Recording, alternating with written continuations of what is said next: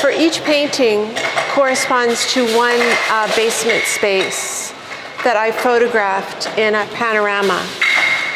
And then I took my panorama photographs, some which were like very wide, and made each one into a drawing. And then my plan was to project the drawing onto the canvas and paint it.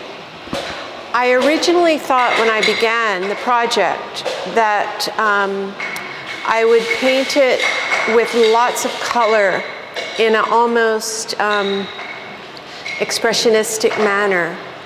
And I actually went to research the mural painting of Orozco I went to Dartmouth College in New Hampshire because they have an amazing Orozco called The Epic of North American Civilization in the reference library there. And I spent a week there in this magnificent space. And his work is very expressionistic. It was done quickly with massive architectural renderings and luscious human forms. And I was interested in the compositional way that he used colors to move your eye through the architectural space. And I thought that might be very effective for these. But I got back to my studio and actually did studies. And it became, for this work, very illustrative and not immersive.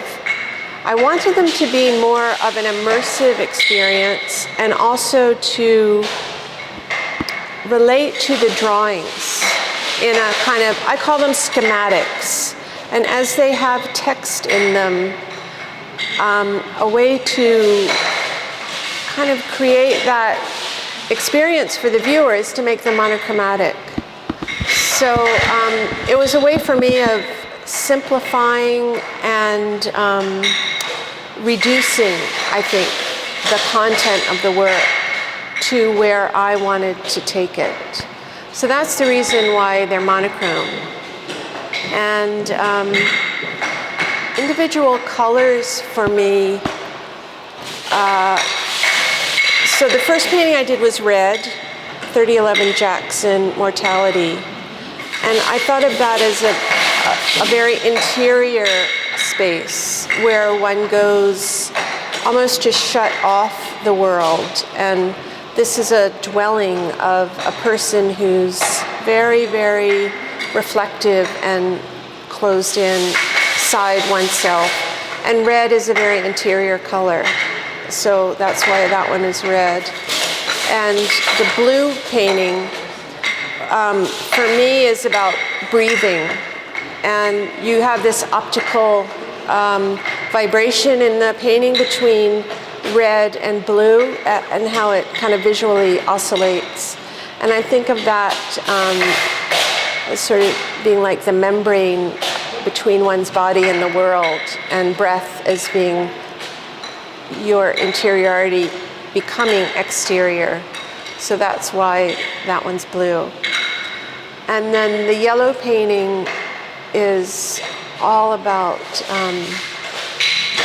not being settled. So, and I call it insomnia, but it's when the mind is so active and just will not stop. And so I immediately think of energy.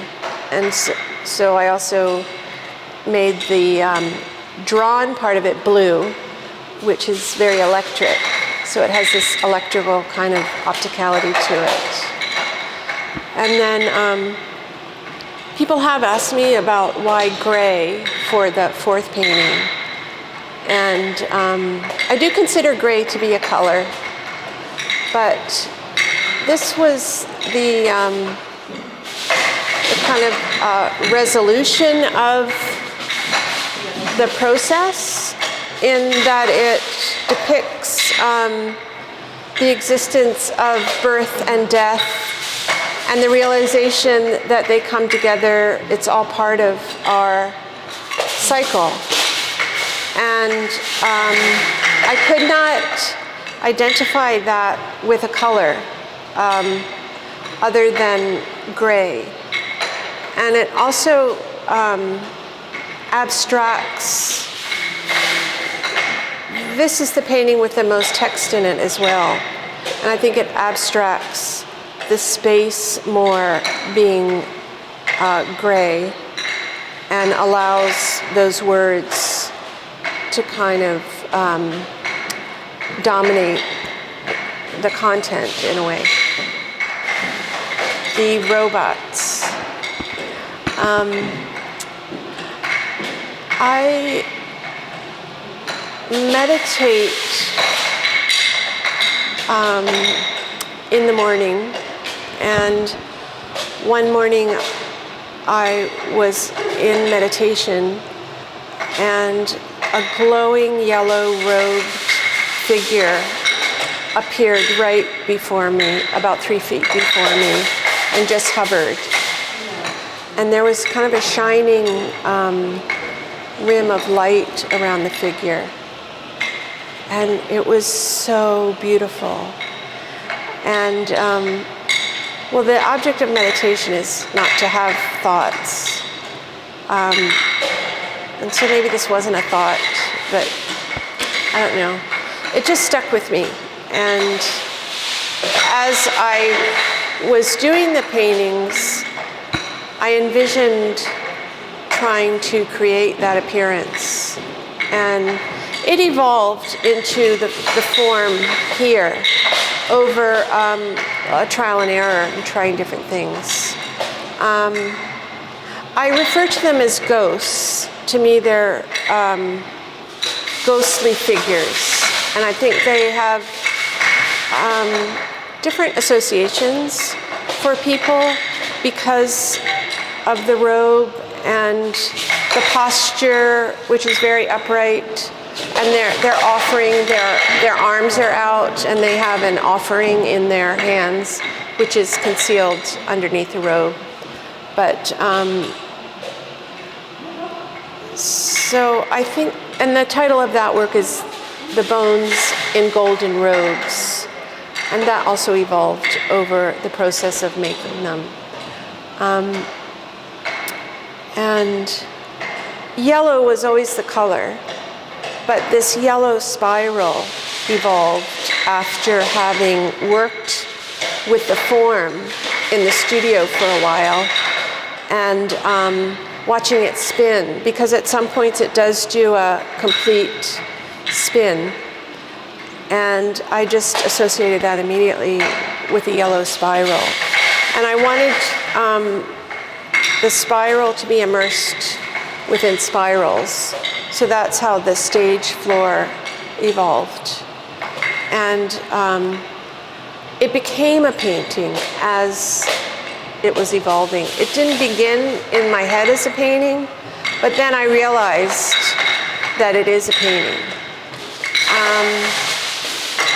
As far as a future direction for these moving forms,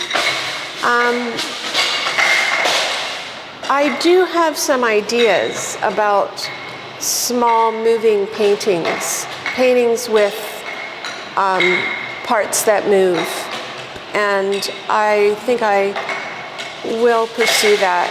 I have made other work, earlier work, that had movement in it, sculptural forms that moved. So it's really not brand new to me. Yeah.